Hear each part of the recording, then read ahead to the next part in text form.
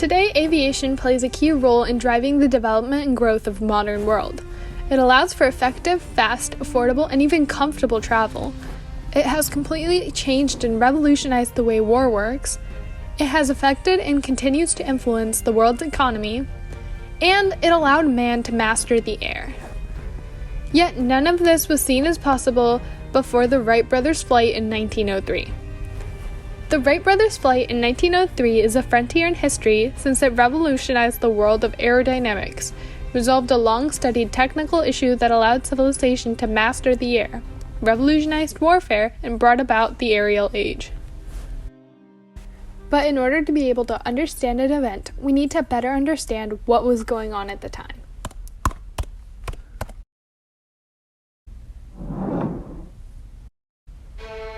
Before the 1800s, most people lived and worked on their family farms.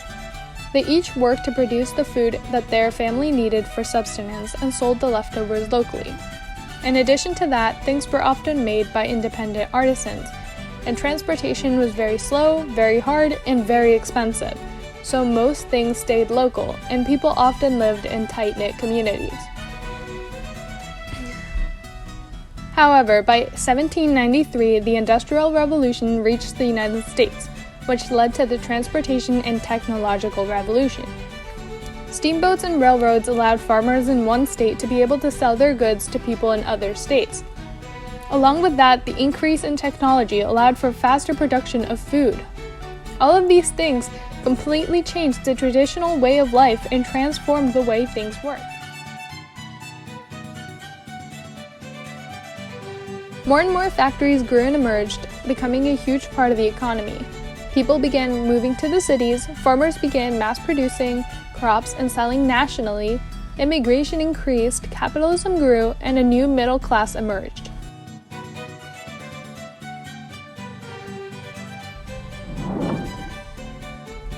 Yet this original revolution was not enough. From 1870 to 1914, the Second Industrial Revolution continued to transform the country and the world. Significant technological advancements in the production of steel, certain chemicals, and electricity facilitated the mass production. It became much easier to travel via trains, automobiles, or bicycles, and newspapers, radios, and telegraphs facilitated communication. All of this allowed for and inspired the era of invention and discovery that allowed the Wright brothers to do what they did.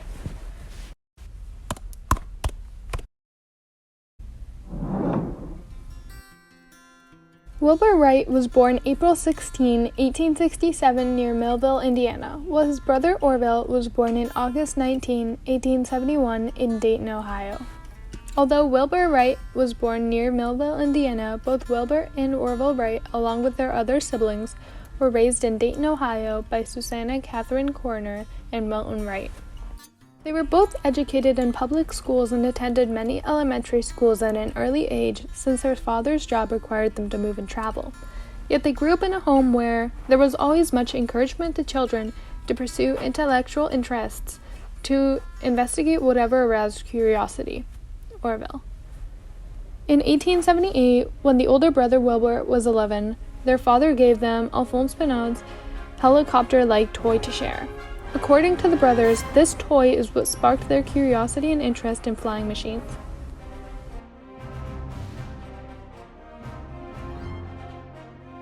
Surprisingly enough, neither Wilbur nor Orville ever attended college, and Orville never even finished high school, but instead they researched and learned things themselves and were innovative entrepreneurs from the start. In 1892, the Wright brothers started the Wright Cycle Company, a successful bicycle business that gave them more mechanical knowledge on how machines worked, along with the time and money that they needed to be able to focus on extra projects. It took the Wright brothers 4 years of research and development to finally finish the Wright Flyer in 1903. On December 17, 1903, the first powered, sustained, and controlled plane, which is considered by many to be the first real airplane, glided through the sky, taking the world by storm. The Wright brothers had engineered a wing shape that was effective in lifting the plane off the air, and responsive controls that allowed them to move the plane. In addition to that, since no concurrent engine was strong enough and light enough to power the plane, the Wright brothers designed their own. They flew the plane on December 17 on a windy day atop a hill near Kitty Hawk, North Carolina.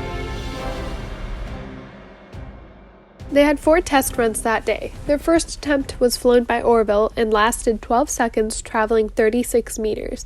Yet the longest one, which was flown by Wilbur, covered 255 meters in 59 seconds.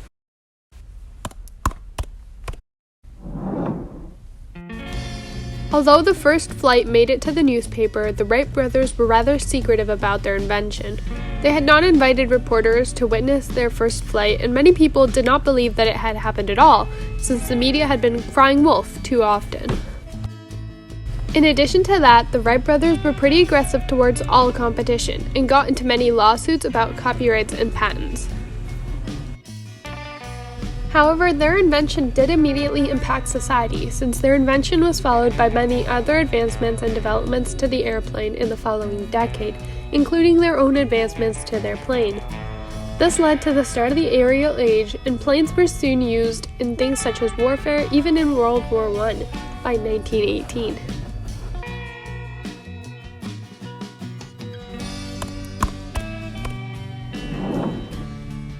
Today, airplanes are incorporated into our society.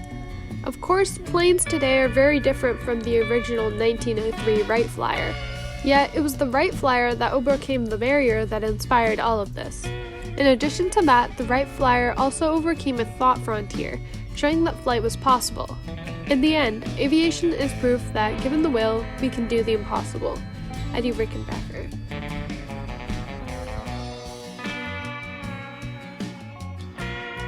However, the Wright brothers weren't just a magical solution to all problems. There were still many issues and things that still needed to be improved and fixed in their airplane, and many other competing inventors that could have very well replaced them had they not succeeded. As a matter of fact, the French inventor Henry Giffard had flown a powered, controlled, and sustained flight for 15 miles in his airship back in 1852, while the Brazilian inventor Alberto Santos Dumont had completed the first public airplane flight in Europe on October 23, 1906, only 3 years after the Wright brothers.